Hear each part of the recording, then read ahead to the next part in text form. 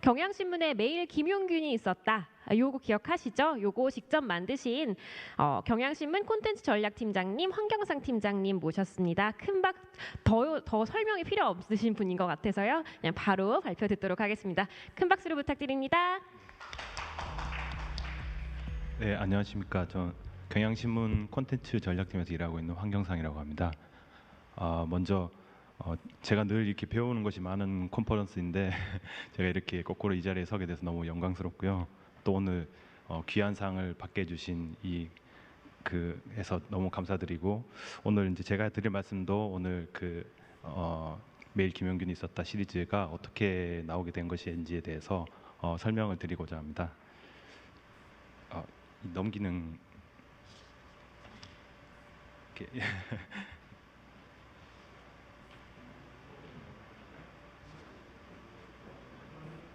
이게 넘기는 게 없네요. 네.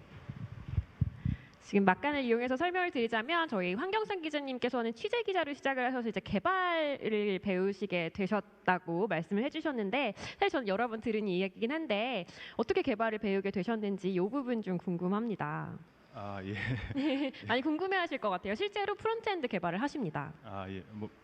평소에 좀 관심이 있었고 또 회사에서도 기회를 주셔가지고 그렇게 하다 보니까 좀 혼자서 좀 공부도 하고 하다 보니까 이렇게 하게 됐습니다. 높은 실력은 아니고요. 또 말씀하시는 것처럼. 예. 그러니까 많은 기자분들이 실제로 이제 개발을 하고 싶어 하시고 이게 필요하다고 생각하시는데 이제 시간이 없어서 많이 못 하시는데, 황 기자님은 실제로 본인이 실제로 배우시고 너무나 훌륭한 결과물까지 내어주셔서 귀감이 되시는 사례라고 볼 수 있습니다. 그러니까 발표를 재밌게 더 들으시면 좋을 것 같습니다. 네, 예. 그럼 발표 시작하겠습니다. 예. 시작하겠습니다. 기획 자체는 사실 이렇게 한마디로 정의 내릴 수 있을 것 같습니다. 우연한 계기에 시작됐고 또 단순한 반복 작업이 많았습니다. 어떤 기법이 화려하다기보다는 사실 데이터 저널리즘 하시는 많은 분들이 얘기하듯이 소위 말하는 그런 노가다 작업이라 할까요? 그런 단순 반복 작업이 이제 절반 이상이었는데요. 그래서 이제 요 부분의 소제목을 이렇게 정해봤습니다. 앞서 말씀드렸듯이 저도 이제 취재 기자 출신이긴 하지만 디지털 뉴스를 다루는 부서에서 이제 한 5년 가량 일을 했고, 혼자서 여러 가지 공부도 하고 인터랙티브 뉴스도 만들어 보겠지만 이제 늘 조금 갈증이 좀 있었습니다. 해외 유수 언론들이 이제 말하는 내놓는 그런 데이터 기반 보도들을 보면서 우리도 좀 그런 비슷한 걸 어떻게 해볼 수 있지 않을까 이런 생각을 많이 했고요. 물론 이제 저희가 이제 1회 때도 남북 70년이라는 보도를 통해서 상을 또 주시기도 했지만 그래도 좀 여전히 좀 아쉬움이 있었습니다. 그러다가 이제 제가 일하는 이제 같은 부서에서 저희 팀원 중에 이제 김지한 기자가 이제 매일같이 이렇게 노동 기사를 쓰는 것을 이렇게 보게 됐습니다. 사실 검색해 보시면 아시겠지만 상당히 많은 기사가 나오는데요. 이게 이렇게 쓴다고 해서 이게 지면에 들어가는 기사도 아니고 사실 조회수가 높은 기사도 아닌데 이렇게 매일 쓰는 것을 보면서 좀 안타깝더라고요. 그래서 왜 이렇게 열심히 쓰느냐 말하니까 이렇게라도 좀 써야지 덜 미안하다, 좀 안타깝다라고 얘기를 하더라고요. 그래서 또 이거를 대충 쓰는 것도 아니고 이제 속보가 나오면 이걸 또 해당 자료를 수집을 해가지고 사진도 붙이고 또 사건 내용을 조금 더 풍부하게 쓰기도 하더라고요. 그래서 이제 그 모습을 제가 보면서 사실 이제 워싱턴 포스트에서 이제 예전에 작업했던 경찰에 의한 총기 사망 사고 사이트를 좀 떠올렸습니다. 이게 이제 비무장한 흑인 남성이었던 게 마이클 브라운이라는 청년을 이제 마이클 브라운이 이제 경찰 총격에 의해서 사망한 사건인데요. 이걸 계기로 워싱턴 포스트에서 경찰 총기에 의해서 이제 비무장한 민간인이 사망한 사건을 전부 이제 아카이빙을 했습니다. 이것을 통해서 이제 백인보다는 인구 대비로 따지면 백인보다 흑인이 2배 이상 많이 죽고 있다, 이런 사실을 밝혀내기도 했는데요. 저희도 이제 이 주제는 좀 다르지만 사고로 사망한 노동자들의 어떤 아카이브를 만들어 보면 어떨까 하고 생각을 하게 됐고요. 이걸 이제 계속 그런 해당 기사를 쓰고 있는 저희 이제 김지한 기자한테 함께 이제 해보자고 제안을 했고, 이제 김지한 기자 이제 흔쾌히 수락을 하면서 우연치 않게 이렇게 시작을 하게 됐습니다. 여기 사이트를 보시면 아시겠지만 좀 상당히 비슷하게 제작이 됐어요. 우선 이제 이걸 하려고 하니까 기준이 되는 통계가 중요했습니다. 뭐 이렇게 세간에는 이제 하루에 6명이 죽는다라는 산재로 6명이 죽는다 이런 말이 이제 널리 퍼져 있었는데요. 사실은 이거는 이제 사고 사망하고 질병 사망을 이제 합친 숫자입니다. 이게 이제 질병 사망도 중요하지 않은 건 아닌데 이렇게 합쳐버리면 이제 명확하지 않게 되는 부분이 질병 사망 같은 경우에는 그 몇 년이 지난 뒤에 산재로 인정받는 그 순간에 이제 수치로 포함이 되기도 하고요. 그런 부분 때문에 이제 정확히 이제 그 실상을 집계하기가 어려운 부분이 있었습니다. 그래서 또 이제 또 한 가지가 이제 산재로 인정받지 못하는 부분, 예를 들면 뭐 특수고용이라든지 1인 자영업자 같은 경우에는 집계가 안 되는 그런 부분도 있었습니다. 그래서 저희가 이제 좀 고민 끝에 중대재해보고라는 것에 이제 집중을 하게 됐습니다. 이것은 이제 사업장에서 일하던 노동자가 죽을 경우에 이제 필수적으로 이제 그 노동부에 보고를 하게 돼 있는데요. 이제 이 보고 현황을 다 이제 그 살펴서 모으면 현장에서 벌어지는 이제 노동자들의 죽음을 이제 날 것으로 좀 볼 수 있지 않을까 하는 생각에서 모으게 됐습니다. 이 사고가 발생해서 보고가 들어가면 노동부 지청하고 산업안전보건공단에서는요 여기 조사를 나가서 재해조사 의견서라는 보고서를 써내게 됩니다. 그래서 이 기록은 사실 이게 이제 아까 김지한 기자가 기사를 쓸 때 늘 입수해가지고 이제 기사를 보완하고 하던 그 기록이거든요. 그래서 이거를 이제 입수해가지고 다 모아보자라고 생각을 했는데 처음에는 이게 이제 너무 엄두가 안 나서 그냥 목록만 신청을 해볼까 하다가 그러면 조금 또 부실해질 것 같아서 뭐 될지 안 될지 모르겠지만 어쨌든 보고서 전수를 다 좀 입수를 해보자 이렇게 해서 시작을 하게 됐습니다. 그래서 우선 그래서 이제 노동부에 정보공개 청구를 해서 기본 목록을 좀 입수를 했습니다. 2016년부터 19년 9월까지 중대재해보고 목록을 입수를 했고요. 이거와 별도로 아까 말씀드렸던 그 보고서를 입수를 하기 위해서 이거는 이제 정보공개 청구로 되지가 않아서 더불어민주당 그 한정희 의원실 통해 가지고 1,305건에 아까 말씀드린 목록은 3년치였고요. 이 보고서는 2018년부터 2019년 9월까지 이제 2019년 9월까지 1,305건의 이제 전수를 다 받아가지고 그 이제 5명을 이제 팀을 꾸려가지고 이걸 이제 입력하는 작업을 시작했습니다. 근데 이게 아시다시피 PDF 파일이 대부분이고요. 이미지로 된 것도 있고 이미지가 아니고 이제 긁히는 파일의 경우에도 이게 이 양식이 제각각 다 달라서 사실 이제 기계적으로 입력하는 것은 사실 불가능에 가까워서 이제 문서를 하나씩 열어가지고 뭐 이름, 나이, 그다음에 숙련도, 재해 원인 이런 것들을 다 이제 수작업으로 입력을 했고요. 그리고 이제 사진 옆에 있는 사진 같은 경우에는 이걸 이제 캡처로 뜬다든지 해가지고 다시 또 저장을 하게 됐습니다. 이걸 하는데 이제 꼬박 한 달 반 정도 걸렸고요. 이제 그걸 하고 난 뒤에 이제 정보공개 청구로 이제 입수한 목록하고 이제 대조를 해봤는데 또 숫자가 또 안 맞더라고요. 그래서 또 숫자를 또 이렇게 맞춰보고 하면서 이제 최종적으로 이제 1년 9개월 가량 기간 동안에 1,692명의 노동자가 사고로 사망했다는 사실을 이제 확정할 수가 있었습니다. 입력된 자료를 바탕으로 또 여러 분석도 진행을 했습니다. 이제 산업안전을 연구하시는 학계에서 이제 널리 알려져 있는 사실이긴 한데 많이 보도는 안 되는 사실들입니다. 그래서 뭐 추락 사고 같은 경우에 5m 이하의 낮은 높이에서 가장 많이 벌어진다든지, 그리고 뭐 휴일 사망 사고가 20% 가까이 차지한다든지, 그리고 우리가 흔히 생각할 때는 숙련도가 낮은 노동자들이 사고를 더 낼 것 같은데 이제 고숙련 노동자들이 사고가 더 많다는 사실, 그리고 저희가 이제 또 기업 집단을 이렇게 모아가지고 이제 원청 회사가 어딘지 그러니까 대기업 그룹사가 어딘지를 다 조사를 해봤습니다. 그래서 해보니까 현대차 그룹, 그 다음에 대림 그룹, 포스코 그룹 순으로 사고가 많았던 것으로 이렇게 조사가 됐습니다. 그 기획을 계속하면서 저도 각자 팀원 각자 이제 수백 장씩 그 보고서를 봤는데 처음에는 이제 뭐 끔찍한 얘기지만 뭐 100m 가까이 높은 곳에 떨어진다든지 뭐 하는 그런 끔찍한 사고들의 눈길이 갔는데 그런 것들은 오히려 이제 조금 자주 안 나오니까 이제 지나가 버리는 그런 게 있었지만 좀 익숙해지지 않는 사고들은 이제 계속 반복되는 사고들이 있습니다. 예를 들면 뭐 한 50cm에서 1m 가량 높이의 사다리에서 떨어져서 숨진 사고라든지, 아니면 그 공장 지붕에 보면 이제 채광창이라고 해서 굉장히 얇은 선라이트라는 그런 덮개가 있습니다. 그걸 밟고, 그러니까 아무런 장비 없이 올라갔다가 그걸 밟고 이제 부서져서 추락한 사고라든지 이런 것들은 사실 너무 반복이 많이 돼가지고 좀 마음속으로 좀 분노도 좀 생기고 조금 왜 이렇게 많이 생길까 하는 생각도 들더라고요. 그래서 이런 것들을 좀 유사 사건을 한번 모아봐야겠다. 그래서 이제 그 한번 산출을 해보려고 했는데 이제 처음에는 조금 그 사이킨런 같은 걸 이용해가지고 문장 유사도를 이제 재 원인이 쭉 나오면 추출을 하려고 했는데 잘은 안 되더라고요. 그래서 이것도 역시 수작업으로 저희가 이제 재조사 보고서에 나오는 원인들을 하고, 그리고 저희가 이제 자체적으로 좀 비슷한 원인들을 좀 만들어봤습니다. 그래서 한 95가지의 원인을 추렸고요. 그거를 또 일일이 그 사건별로 이렇게 찍어주는, 그거를 이제 파이썬으로 이렇게 다 찍어주고 줘가지고 2차원 또 벡터를 만들어서 유사도가 이제 겹치는 것들을 이제 추출해내게 됐습니다.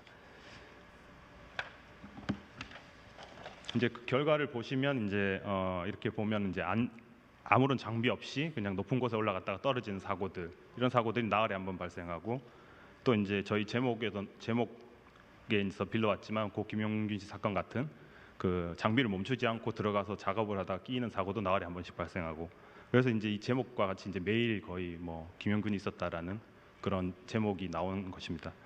그래서 뭐 사실 21세기 대한민국에서 이런 사고들이 이렇게 자주 벌어진다는 것 자체가 이제 놀라운 일이었고, 이렇게 유사가 사건 뭐 열흘 한 번, 보름에 한 번씩 발생하는 사건들의 한 10가지 유형을 또 추려낼 수가 있었습니다.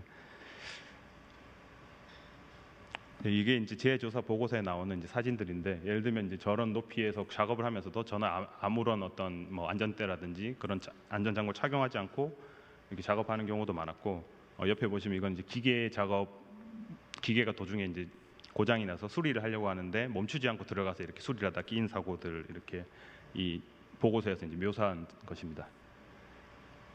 이제 공단이나 이런 데서는 지침이 있습니다. 뭐 이렇게 작업을 하라, 이렇게 사다리 작업은 좀 잘 안 보이시겠지만 뭐 이런 이걸 A자 사다리라고 하는데, A형이라고 하는데, 맨 위에 가서 작업하지 마라. 사다리는 어떤 그 작업용이 아니라 어떤 높이를, 그러니까 자기 작업자를 높이는 용도이지 이거를 그 작업용으로 쓰지 말라고 하는데, 대부분 이렇게 작업용으로 쓰다가 많이 돌아가시곤 하더라고요.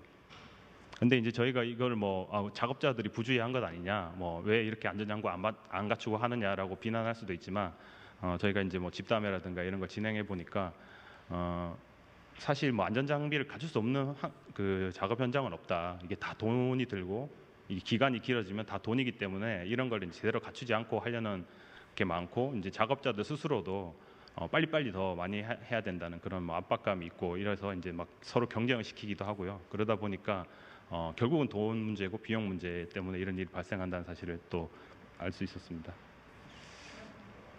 그래도 이제 저희 뭐 기획에 이게 해결되지 않은 문제이고 여전히 지금도 발생하는 문제이긴 하지만, 뭐 그래도 조금의 성과가 있었다면 이제 사회적인 한계를 조금 시킬 수 있었다는 부분하고요.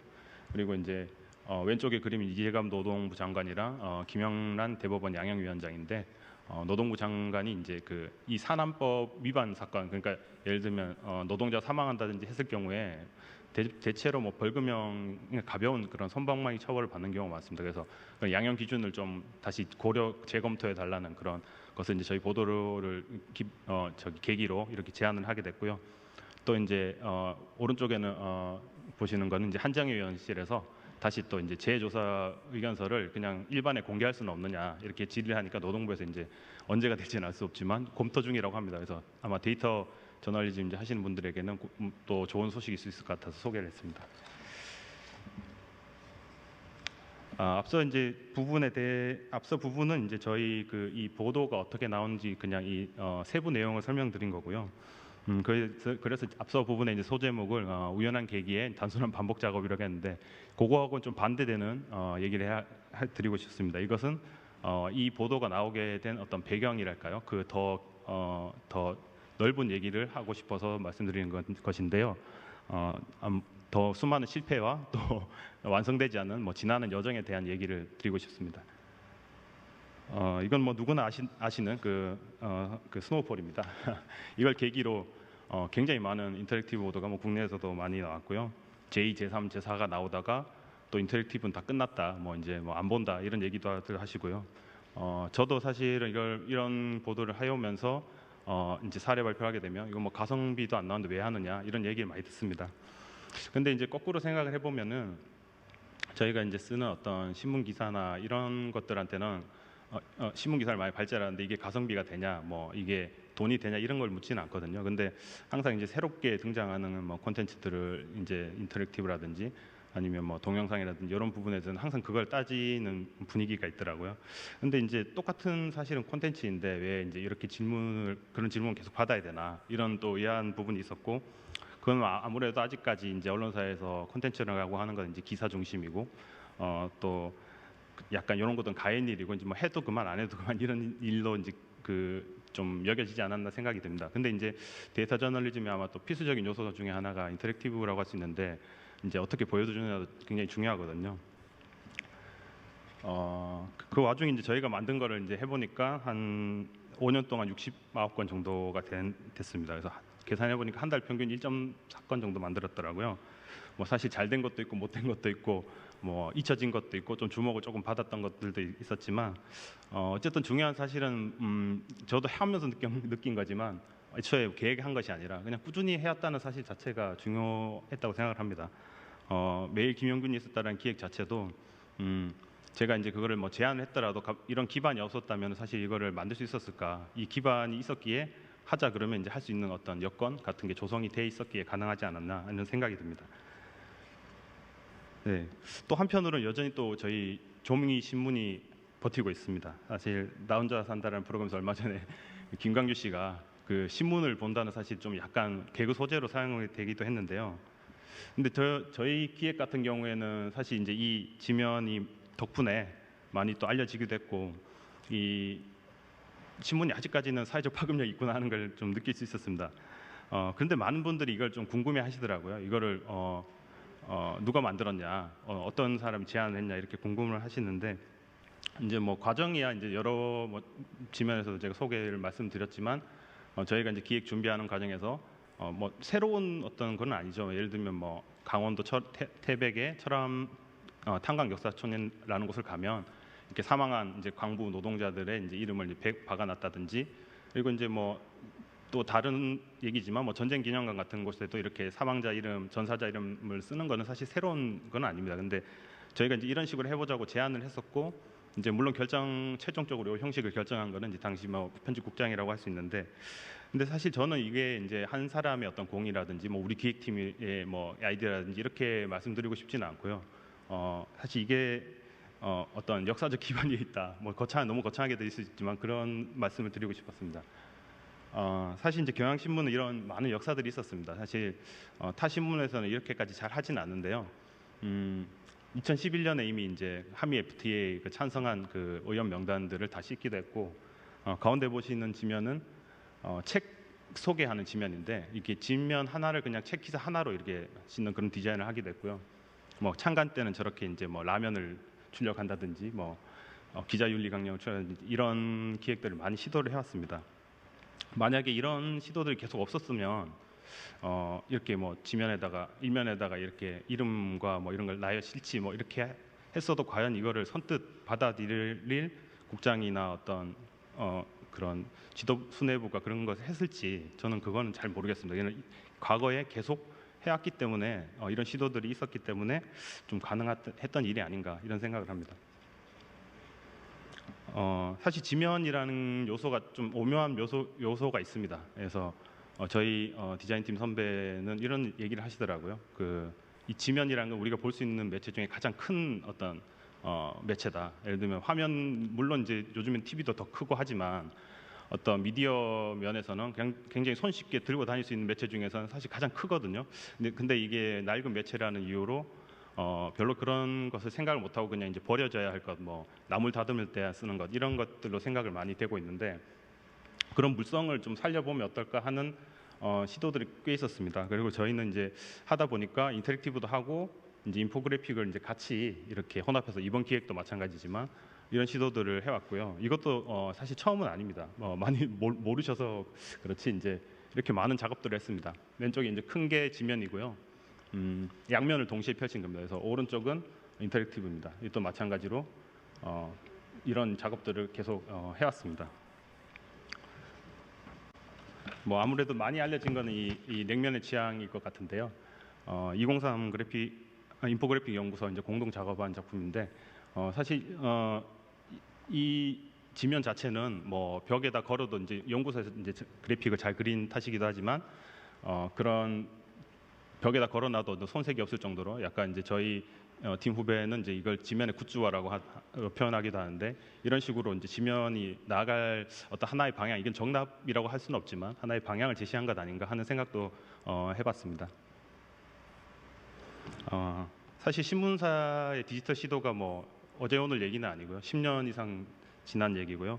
저희 회사도 통합 뉴스룸을 만든 지도 벌써 10년이 다 됐고 모든 기사를 온라인으로 쏟아내고 그걸 바탕으로 지면을 만들고 이런 대원칙을 세운 지도 오래됐습니다. 근데 사실 쉽게 되지는 않습니다. 그래서 하지만 또 갈 길이 너무 멀긴 하지만 믿기지 않으시겠지만 또 많이 변하게 됐습니다. 내부 조직. 근데 이제 뭐 어떤 일각에서는 굉장히 쉽게 이제 좀 조롱거리로 기성 언론을 뭐 말씀하시기도 하고 하지만 사실 이게 제가 볼 때는 아직까지 어떤 답을 찾거나 길을 내신 분은 아직 없는 것 같거든요. 근데 저희 입장에서 저희가 잘하고 있다는 말씀을 드리고 싶은 게 아니라 언론사도 사실 이제 사람이 가장 중요한 조직이고 또 수많은 사람의 의지가 이제 결합된 집합체잖아요. 그래서 쉽게 바뀔 수 있는 부분이 굉장히 적다. 하지만 이제 저희 인터랙티브 하는 것도 마찬가지고 다 어떤 답을 찾아가는 여정 속에 있지 않느냐 이런 말씀을 드리기 위해서 적어봤습니다. 그리고 이제 만약에 뭐 인터랙티브를 누가 안 본다 이게 뭐 의미가 없다라고 말씀하신다면 그건 이제 인터랙티브라는 뭐 형식 자체가 문제라기보다는 우리가 그만큼 매력적이고 또 뉴스 가치가 있는 그런 걸 못 만드는 탓이 아닐까, 저널리즘의 실패가 아닌가 이런 생각을 해봤습니다.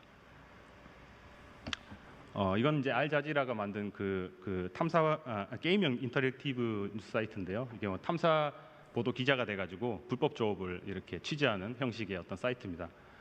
여기 관계자 인터뷰를 보니까 이 사이트를 방문한 사람들의 이제 80%가 새로운 기존의 알자지라를 접하지 못했던 독자라고 하더라고요. 조금 지난 얘기긴 하지만 우리 지금 인터랙티브 독자들도 어쩌면 우리가 독자 조사가 안 돼서 거기까지는 제가 파악하지는 못했지만 새로운 독자를 이제 발굴하는데 도움이 되지 않을까 이런 생각도 해봤고요. 또 얼마 전에 이제 또 한 그 방송사에 갔다가 인턴 기자를 만났는데 이 김용균이 있었다 계기로 신문을 구독하게 됐다고 하더라고요. 그래서 이런 부분도 있을 수 있구나. 굉장히 좀 마음이 좀 따뜻해지는 얘기를 들었습니다. 이 마지막으로 이제 개인적인 얘기로 마무리를 드릴까 합니다. 이게 왼쪽에 보이는 게 이제 제가 첫 번째 컴퓨터였는데요. 사진 아무리 찾아봐도 없어서 가장 비슷한 거를 찾아봤습니다. 그래서 이게 이제 만약에 이것을 저희 아버지가 이 컴퓨터를 만드는 회사에 다니지 않으셨다면 제가 접하는 시기가 굉장히 늦어졌을 것 같고 또 이제 이거 부모님이 이거를 제가 이른 나이에 이거를 이제 만질 수 있도록 해주셨고 또 한편으로는 이 컴퓨터에 또 타자 연습이라는 또 재밌는 것이 깔려 있지 않았다면 또 당시에 제가 컴퓨터 학원을 다녔는데 요즘 컴퓨터 학원처럼 어떤 애플리케이션을 쓰는 법에 집중하는 이런 게 아니라 옛날엔 저런 GW 베이직 같은 걸 가르쳤거든요. 이런 학원이 아니었다면 제가 프로그래밍에 관심을 가질 수 있었지 않았을까? 저는 아닐 것 같다는 생각이 들거든요. 그래서 이런 작은 하나하나의 뭐 씨앗이랄까요? 이런 것들이 어느 날 저를 만든 것 같고 또 콘텐츠 제작이라는 것도 비슷하지 않을까 싶습니다. 아직 뭐 답은 없지만 하나하나의 조그만 씨앗들을 그냥 뿌려가다 보면 그게 이제 또 다른 어떤 시도로도 이어지고요. 또 저희 김용균 뉴스다 보도 같은 경우에 사실 이게 어떤 뭐 엄청난 대단한 보도라고 생각하지는 않고요. 이게 아무래도 처음 하는 시도다 보니까 많은 분들이 좋은 평가를 해주셨던 것 같고 또 이런 보도들이 사실은 하다 보면 편집국 전체에도 퍼질 수 이런 똑같은 보도는 아니겠지만 많은 기자들이 어떤 단순 속보성 기사보다는 탐사 보도라든지 심층 취재를 원하고 있는데 이런 보도들로 이어질 수 있는 하나의 작은 뭐 징검다리랄까요? 씨앗이 되지 않을까. 그래서 이제 콘텐츠라는 것이 그런 작은 씨앗과 작은 인연들이 모여서 만들어지는 것이 아닐까 하는 생각에서 제 개인적 인연과 한번 엮어봤습니다. 물론 이제 저희 이 기획팀원들과 좋은 인연이 아니었으면 이런 콘텐츠를 못 만들었을 것 같습니다. 예, 이상입니다. 감사합니다. 네, 황경상 기자님 감사합니다. 아, 저도 너무 그 보자마자 너무 마음이 아플 정도로 떨어지는 그 화면이 너무 인상적이었는데요. 이게 그뿐만 아니라 그 떨어지는 그 모양은 인터랙티브에서 구현을 하시고 그분들의 한 분 한 분의 성함은 이제 지면에서 구현을 하시고 이렇게 다르게 해주셨는데 사실 두 매체가 굉장히 다른 매체잖아요. 그러니까 지면이라는 면이라는 것 빼고는 굉장히 다른 매체이기 때문에 고민이 굉장히 많으셨을 것 같아요. 어디서 어떻게 보여주는 거가 더 효과적으로 메시지를 전달할까? 어떤 게 뭐 지면은 어떤 게 강점이고 인터랙티브는 어떤 게 강점이고 단점이고 이런 부분들을 고민을 많이 하시면서 일을 하실 것 같은데 그 부분에 대한 고민이 뭐 어떤 고민들이 있으신지에 대해서 질문이 들어왔습니다. 아, 예. 아무래도 PC, 그러니까 인터랙티브 같은 경우에는 요즘에 이제 그 모바일이 중요하기 때문에 PC 큰 화면에 작업을 하다가 이제 모바일 화면 넘어오게 되면 어떻게 좀 가독성을 높일 수 있을지 이런 부분이 많이 고민이 될 것 같고요.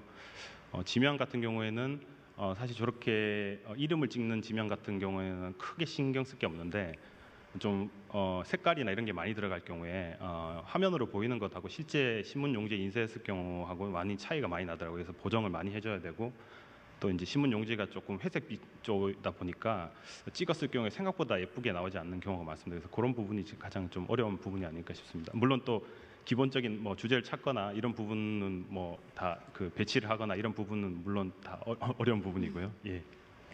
아, 그리고 이건 개인적으로 제가 궁금했던 건데 그러니까 경향신문의 인터랙티브를 보면 게미피케이션이 굉장히 많아요. 근데 이런 게미피케이션을 더 많이 하시는 이유가 따로 있으신지 궁금합니다. 아, 예, 요즘에는 좀 잘 안 했는데 예전에는 예, 뭐 좀 시도를 많이 했었는데 이제 인터랙티브라는 게 이제 만드는데 좀 손도 많이 가고 하다 보니까 조금 이제 그 독자들의 이제 이렇게 좀 익숙치가 않거든요. 그래서 조금 몰입도를 높이고자 하는 의도에서 이제 들어왔을 때 금방 안 나가고 좀 이제 컨텐츠를 조금 많이 소비를 유도하기 위해서 많이 시도를 해봤는데 어떤 건 뭐 잘 된 것도 있었고 뭐 또 어떤 것은 조금 들인 공에 비해서 잘 안 된 것도 있었지만 어쨌든 그런 취지에서 많이 시도를 했던 것 같습니다. 예. 아, 네, 감사합니다. 아무래도 황경산 기자님이 이 부분에 있어서 너무 전문가시다 보니까 발표 한마디 한마디에 너무 많은 이제 노하우와 그리고 고민이 묻어나는 것 같아서 너무 잘 들었습니다. 감사합니다. 감사합니다.